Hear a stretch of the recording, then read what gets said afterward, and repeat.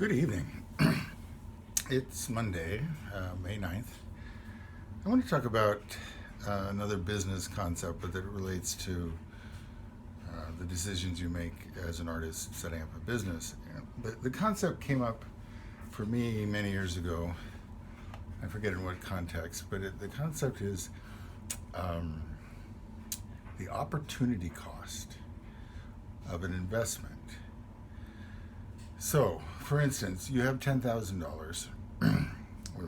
We start with imaginary $10,000, and you invest it in something, and it gives you a 5% return or something like that. Okay. Somewhere in there, the opportunity cost is the money you might have made if you'd invested that $10,000 in something else. Um, so maybe we'll do it this other way. So you have the $10,000 and you choose to do nothing with it. Okay, so a year later, you still have the $10,000. The opportunity cost is that amount you would have got if you put it in the savings. It would now be 10,000 and how many, or if you invested it in bonds or something or so forth. And potentially there's an inflation thing in here where the 10,000 is actually worth less than 10,000 in buying power. I want to do a brief warning about inflation. Okay, so inflation, as it comes up in conversation, is about an average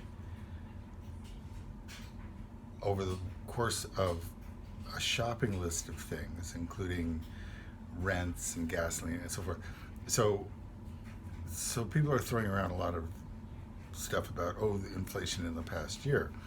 That's overall. It doesn't necessarily mean that, for instance, your $10,000 that you didn't spend for a year isn't now absolutely worth less. It's worth less if you tried to spend it in exactly the way that shopping list is calculated. But it's possible, for instance, if that $10,000 was going towards some very fancy computer setup, it's possible that over the course of the year, the price of that setup came down. That specific item may not have been inflating in price, certainly not at exactly the same rate as the broader economy, and so forth.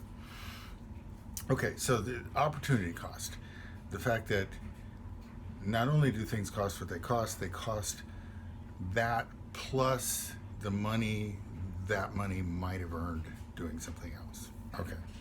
Now, how does it relate to business in ceramics or art in general? Okay, so let's imagine you are given $10,000 to invest in a studio and all the trappings.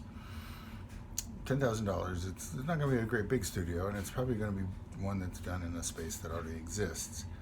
I had a friend who at one point consciously spent $30,000 creating a studio, but that involved creating an outbuilding on his land that was purpose built and so forth and so on. If we consider the business potentially like a hobby for some people, okay, that opportunity cost you spent on the ceramics, well, that's money that you didn't spend on a bass boat or on a water skiing boat and trailer and so forth. And you say, well, those can't be businesses. Well, they can be. If you're at the high end and you're doing, bass tournaments and winning prizes, or if you're a high-end water skier and you're winning tournaments, yeah, it can be a business. You do endorsements and so forth and so on. But the point I want to get to here is, with that $10,000, you're not even beginning to cover the cost of the bass boat and the trailer and the truck to pull it and traveling to tournaments and so forth and so on. And you're not coming close to doing the cost of, the water skiing lifestyle or so forth. A lot of us, we agonize. It can be hard to come up with the money.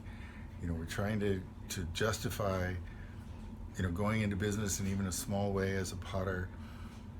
And maybe it seems expensive compared to some things, but if you look around, if you shop around, if you look at the opportunity cost that might have happened if you'd seized that opportunity to become, a professional pole vaulter or something.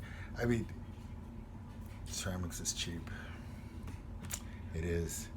It's a good use of your time and money, even if it seems expensive. There are so many things in our lives that are more expensive. So, yes, your money could be used in 100 different ways. And it's worth, writing down what some of them are. And then, going into ceramics anyway. Have a good night.